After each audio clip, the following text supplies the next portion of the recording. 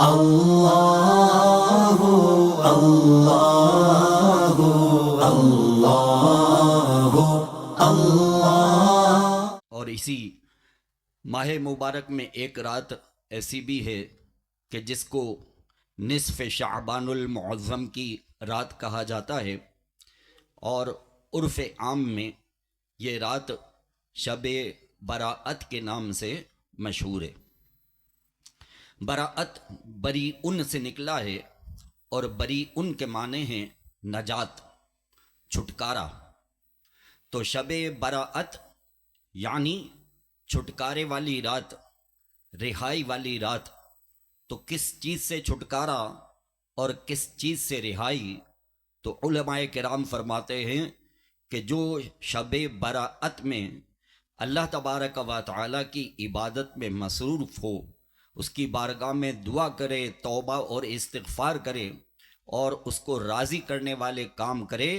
تو اللہ تبارک و تعالی اس کو جہنم سے چھٹکارا عطا فرماتا ہے اور دوزخ کے عذاب سے رہائی نصیب فرماتا ہے۔ اور یہ کتنی بڑی تعداد ہے، ذرا غور کیجیے۔ ایک مرتبہ نبی کریم صلی اللہ تعالی علیہ وآلہ وسلم نے نصف شعبان المعظم کی رات یعنی شب براءت میں اپنی زوجہ محترمہ ام المؤمنین حضرت عائشہ صدیقہ رضی اللہ تعالی عنہا سے ارشاد فرمایا کہ اے عائشہ، یہ رات ایسی ہے کہ اس رات میں اللہ تبارک و تعالی آسمان دنیا پر نزول اجلال فرماتا ہے جیسا کہ اس کی شان کے لائق ہے، اور اپنے بندوں کی طرف نظر رحمت فرماتا ہے، اور خالق کائنات کی طرف سے یہ ندائیں دی جاتی ہیں کہ ہے کوئی مغفرت کا طلبگار کہ اس کی مغفرت کر دی جائے، ہے کوئی شفا کا طلبگار کہ اس کو بیماریوں سے شفا عطا فرمائی جائے، ہے کوئی رزق میں روزی میں برکت کا طلبگار کہ اس کے روزی روزگار میں برکتیں عطا کی جائیں، ہے کوئی سائل سوال کرنے والا کہ اس کے سوال کو پورا کیا جائے۔ اور پھر پیارے آقا صلی اللہ تعالی علیہ وآلہ وسلم ارشاد فرماتے ہیں کہ اے عائشہ، اس رات میں اللہ تبارک و تعالی بنی کلب کی بھیڑ بکریوں کے بالوں کی تعداد سے بھی زیادہ اپنے بندوں کو جہنم کی آگ سے رہائی عطا فرماتا ہے۔ یعنی ایک بھیڑ یا ایک بکری کے جسم پر کتنے بال ہوں گے وہ ہماری شمار سے باہر ہے۔ تو جن کی اتنی بھیڑ بکریاں ہوں کہ جن کو کوئی گن نہ سکتا ہو، تو ان کے تمام بھیڑوں اور بکریوں کے جسموں پر کتنے بال اللہ تعالیٰ نے پیدا فرمائے ہوں گے۔ تو سرکار نے ایک تمثیل بیان فرمائی کہ بنی کلب کی بھیڑ بکریوں کی بالوں کی تعداد سے بھی زیادہ اللہ تبارک و تعالی اس رات میں یعنی شب براءت میں اپنے بندوں کو جہنم سے جو ہے وہ نجات کا پروانہ عطا فرماتا ہے اور دوزخ کی آگ سے رہائی نصیب فرماتا ہے۔ اس لیے اس کو شب براءت کہا جاتا ہے، یعنی نجات والی رات، رہائی والی رات، چھٹکارے والی رات۔ تو بڑے خوش نصیب ہوتے ہیں وہ لوگ کہ جو اس رات میں لہو و لعب سے اپنے آپ کو بچا کر زیادہ سے زیادہ وقت اپنا اللہ کے گھر میں مسجد میں گزارتے ہیں، توبہ اور استغفار میں مصروف رہتے ہیں، اور اللہ تبارک و تعالی کی عبادت کر کے اس کو راضی کرنے والے کام کرتے ہیں۔ آئیے اسی مبارک رات کی کچھ اور فضیلتیں آپ کی خدمت میں عرض کرتا ہوں۔ حضرت ابو بکر صدیق رضی اللہ تعالیٰ عنہ روایت کرتے ہیں کہ پیارے نبی صلی اللہ تعالی علیہ وآلہ وسلم نے ارشاد فرمایا، قوموا لیلۃ النصف من شعبان، فرمایا کہ شعبان کی نصف شب میں قیام کرو، یعنی کہ نماز پڑھو۔ تو قومو، قیام کرو، نماز پڑھو۔ گویا کہ اللہ تبارک و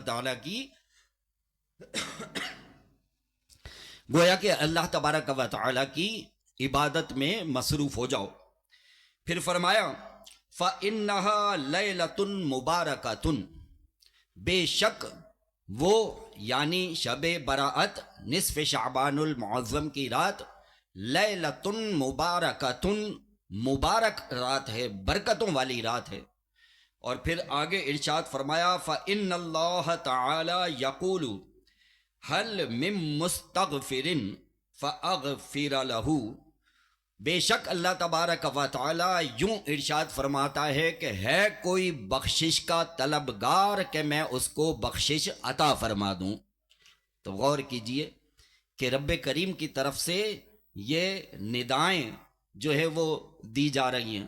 رب کریم کی طرف سے یہ اعلان ہو رہا ہے کہ ہے کوئی بخشش کا طلبگار کہ اس کی بخشش کر دی جائے۔ اور جن کے لیے بخشش کے پروانے اللہ تبارک و تعالیٰ کی طرف سے تقسیم کیے جا رہے ہیں، یعنی مسلمان، ان کی اکثریت جو ہے وہ موبائل فون لے کر کے بیٹھی ہوئی ہوتی ہے، ان کو اپنے موبائل فون سے فرصت نہیں ہوتی، اور کچھ ایسے ہوتے ہیں کہ جو پٹاخے پھوڑنے میں لگے ہوئے ہوتے، یعنی جس رات میں آگ سے نجات کے پروانے دیے جا رہے ہیں اسی رات میں آگ کا کھیل بنایا جا رہا ہے اور پٹاخے اور پھلجڑیاں جو ہیں وہ چھوڑی جا رہی ہیں۔ اسی طرح بے شمار لوگ ایسے بھی ہوتے ہیں جو صرف یہ سمجھتے ہیں کہ اس رات میں قبرستان جانا ہے، تو شاید کراچی کا کوئی بھی قبرستان چھوڑتے نہیں ہیں، بس انہوں نے اسکوٹر اٹھائی ہوئی ہوتی ہے اور کبھی کسی قبرستان کبھی کسی قبرستان، بس ساری رات قبرستانوں کے ہی چکر لگاتے رہتے، اور اس طرح سے اس رات میں اسی سیر سپاٹے میں اپنے وقت کو جو ہے وہ ضائع کر دیتے ہیں۔ یاد رکھیے کہ شب براءت میں ایک روایت میں ہے کہ پیارے نبی صلی اللہ تعالیٰ علیہ وآلہ وسلم نے جنت البقیع میں حاضری دی ہے، اور وہاں آپ نے مسلمین مسلمات، مؤمنین مؤمنات جو اس دنیا سے رخصت ہو گئے ان کے لیے مغفرت کی دعا فرمائی ہے۔ تو کسی بھی قبرستان میں جا کر کے جو ہے وہ ان کے مسلمانوں کے لیے مغفرت کی دعا کر دی جائے تو یہ سنت جو ہے وہ ادا ہو جاتی ہے، اور ضروری نہیں ہے کہ قبرستان کے اندر گھس کے بالکل بیچوں بیچ جا کر ہی دعا کریں، قبرستان کے باہر کھڑے ہو کر بھی اگر دعا کر دیں تو اللہ تبارک و تعالی ہماری ان دعاؤں کو ان مرحومین اور ان قبر والوں کے لیے قبول فرما لیتا ہے۔ تو لہذا صرف قبرستانوں کے چکر لگا کر کے اس رات کو ضائع نہیں کرنا چاہیے۔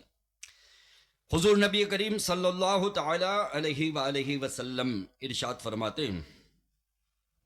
طوبى العمل لیلۃ النصف من شعبان خیر له، او کما قال رسول اللہ صلی اللہ تعالی علیہ وآلہ وسلم، ارشاد فرمایا خوشخبری ہے اس کے لیے جو نصف شعبان کی رات نیک عمل کرے۔ سبحان اللہ، یہ خوشخبریاں اسی کے لیے کہ جو اس رات کی اہمیت کو سمجھے اور اس میں نیک اعمال بجا لائے۔ حضور نبی کریم صلی اللہ تعالی علیہ وآلہ وسلم نے ارشاد فرمایا کہ حق تبارک و تعالی اس رات میں تمام مسلمانوں کی مغفرت فرما دیتا ہے سوائے مشرک، کافر، جادوگر، نجومی، زانی، شرابی، کینہ پرور، سود خور، ماں باپ کی نافرمانی کرنے والا اور رشتہ داروں سے قطع تعلق کرنے والا۔ یہ وہ بدعمالیاں ہیں کہ اگر خدا نخواستہ کوئی مسلمان ان برے کاموں میں ملوث ہو اور توبہ نہ کرے تو جو رب کریم کی طرف سے یہ آفر کی جا رہی ہے کہ ہے کوئی مغفرت کا طلبگار کہ اس کی مغفرت اور بخشش کر دی جائے، تو ایسے گناہ کرنے والا اس پر اللہ تبارک و تعالیٰ کی نظر رحمت نہیں ہوتی۔ اسی طرح حضور نبی کریم صلی اللہ تعالی علیہ وآلہ وسلم ارشاد فرماتے ہیں کہ اللہ تبارک و تعالیٰ اس شب میں غروب آفتاب کے وقت آسمان سے دنیا کی طرف نزول اجلال فرماتا ہے جیسا کہ اس کی شان کے لائق ہے، اور ارشاد فرماتا ہے کیا ہے کوئی مغفرت چاہنے والا کہ میں اس کی مغفرت کر دوں، کیا ہے کوئی روزی مانگنے والا کہ میں اس کو روزی دوں، کیا ہے کوئی گرفتار بلا کہ میں اس کو عافیت عطا فرماؤں، کیا ہے کوئی اور ایسا، اور اس قسم کی ندائیں صبح تک ہوتی رہتی ہیں۔ سبحان اللہ، پوری رات یعنی فجر کے وقت تک یہ ندائیں جو ہے وہ دی جاتی رہتی ہیں۔ اچھا، اب بعض لوگوں کی طرف سے جو ہے وہ کچھ وسوسے بھی مسلمانوں کے جو ہے وہ دلوں میں ڈالے جاتے ہیں کہ بھائی صرف اسی رات میں کیوں نماز پڑھتے ہیں؟ نماز تو ہر رات میں پڑھنی چاہیے۔ بھائی صرف اسی کے اگلے دن کا 15ویں شعبان کا ہی روزہ کیوں رکھتے ہیں؟ روزہ تو پورے مہینے میں کبھی بھی رکھنا چاہیے۔ بے شک ہر رات میں عبادت کی جانی چاہیے۔ اللہ تبارک و تعالی کی بندہ جتنی بھی عبادت کرے وہ کم ہے، اور جن دنوں میں روزہ رکھنا منع ہے اس کے علاوہ کبھی بھی روزہ رکھے، اللہ تبارک و تعالی اس کے روزے سے اس سے جو ہے وہ راضی ہوتا ہے۔ لیکن صرف اس رات میں ہی کیوں، اور اس کا جو دن ہے صرف اسی میں کیوں؟ آئیے ایک حدیث پاک آپ کی سماعتوں کی نظر کرتا ہوں۔ خلیفہ چہارم امیر المؤمنین حضرت سیدنا علی المرتضی کرم اللہ تعالی وجہہ الکریم ارشاد فرماتے ہیں کہ حضور نبی کریم صلی اللہ تعالی علیہ وآلہ وسلم نے ارشاد فرمایا اذا کانت لیلۃ النصف من شعبان، فرمایا کہ جب شعبان کے نصف کی رات آ جائے، تو یہ تو خود پیارے نبی صلی اللہ علیہ وآلہ وسلم اشارہ فرما رہے ہیں اور اس کی نشاندہی فرما رہے ہیں کہ کیا ہو، اذا کانت لیلۃ النصف من شعبان، جب شعبان کی 15ویں رات، نصف شعبان المعظم کی رات آ جائے تو پھر کیا کرو؟ فرمایا قوموا لیلہا وصوموا یومہا، تو پھر اس کی رات میں قیام کیا کرو اور اس کے دن میں روزہ رکھا کرو۔ سبحان اللہ، یعنی اس وسوسے کی کاٹ تو خود ہمارے پیارے نبی صلی اللہ علیہ وآلہ وسلم نے فرما دی کہ بالخصوص اس رات میں قیام کرو، اللہ تعالیٰ کی عبادت میں مصروف ہو جاؤ، اور اس دن کا روزہ رکھو۔ تو اس دن کا روزہ رکھنا چاہیے، بڑا برکتوں والا دن ہے، اور اس دن کی اللہ تعالیٰ روزے دار کی بڑی جو ہے وہ ستائش فرماتا ہے۔ تو ہمارے بزرگان دین، ہمارے اولیاء کرام، ان کا یہ طریقہ رہا ہے کہ چونکہ غروب آفتاب کے بعد سے ہی یہ ندائیں لگنا شروع ہو جاتی ہیں کہ ہے کوئی مغفرت کا طلبگار کہ اس کی مغفرت کر دی جائے، اور بھی بہت ساری باتیں ہیں جو میں نے ابھی بیان کی۔ اگر آپ کو یہ ویڈیو پسند آئی ہو تو اس ویڈیو کو لائک کریں، کامنٹس کریں، شیئر کریں، اور میرے اس چینل کو سبسکرائب کریں۔ جزاک اللہ خیرا۔